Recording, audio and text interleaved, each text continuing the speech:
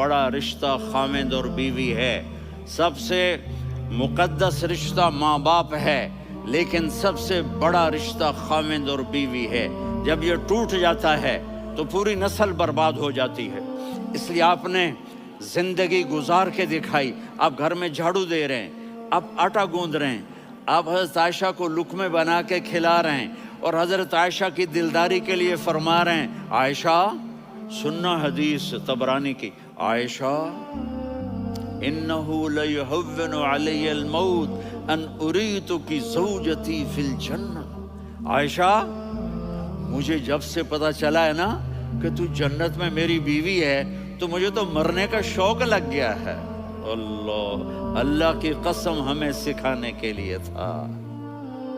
جس نے اللہ کو دیکھ لیا ہو اسے عورت کی کیا خواہش رہ جاتی ہے۔ یہ ہمیں سکھانے کے لیے تھا کہ سب سے